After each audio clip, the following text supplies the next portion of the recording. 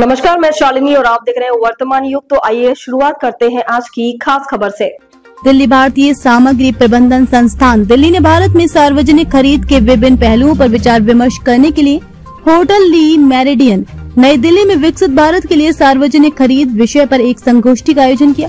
गणमान्य व्यक्तियों और प्रतिनिधियों का स्वागत करते हुए IIMM दिल्ली के कार्यकारी परिषद की सदस्य श्री श्रीदेव नंदा ने उल्लेख किया कि IIMM आपूर्ति श्रृंखला प्रबंधन के विभिन्न पहलुओं पर शिक्षा, प्रशिक्षण, कार्यशालाओं और सम्मेलनों के माध्यम से राष्ट्र निर्माण में योगदान दे रहा है। दिल्ली शाखा के अध्यक्ष श्री संजय शुक्ला ने दिल्ली शाखा की गतिविधियों के बारे में जानकारी दी और अतिथियों, वक्ताओं और प्रतिभागियों को स्वागत किया। वाणिज्य मंत्रालय के पूर्व अतिरिक्त महानिदेशक और IIMM के पूर्व अध्यक्ष श्री HK शर्मा ने संगोष्ठी की भावना को प्रज्वलित किया और सार्वजनिक खरीद में विशेष रूप से विधायी, न्यायिक, कार्यकारी और प्रौद्योगिकी प्रवृत्तियों पर प्रकाश डाला। उन्होंने सार्वजनिक खरीद की वर्तमान कमजोरियों और भविष्य की आवश्यकताओं, इसके लिए रणनीतिक योजना पर भी प्रकाश डाला। सेमिनार के मुख्य वक्ता प्रधानमंत्री के आर्थिक सलाहकार, परिषद के सदस्य प्रोफेसर डॉक्टर गौरव वल्लभ ने विकसित भारत के लिए ESG लक्ष्यों और नेट जीरो की आवश्यकता और विनिर्माण और सेवा क्षेत्रों के विकास की आवश्यकता पर जोर दिया।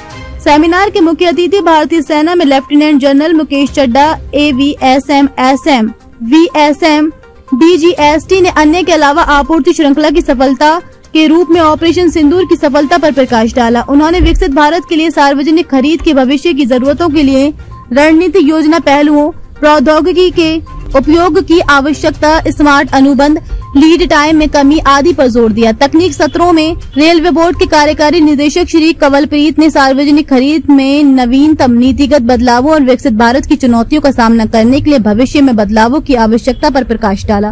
केंद्रीय सतर्कता आयोग में मुख्य तकनीक परीक्षक श्री अशोक कुमार ने सार्वजनिक खरीद में सतर्कता और अन्य समान एजेंसियों की भूमिका पर प्रकाश डाला और भ्रष्टाचार को कम करने तथा विकास के लिए सार्वजनिक निधि की बचत करने पर जोर दिया।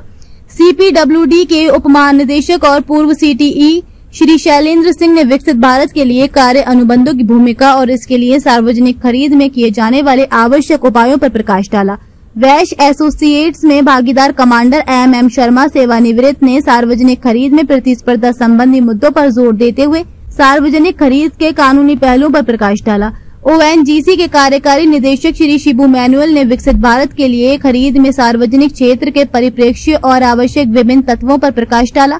डॉक्टर देवेश त्यागी, CEO MNIXI ने सार्वजनिक खरीद में नए प्रौद्योगिकियों की भूमिका पर विस्तार से बताया, जिन्हें विकसित भारत के लिए अपनाना और आत्मसात करना आवश्यक होगा।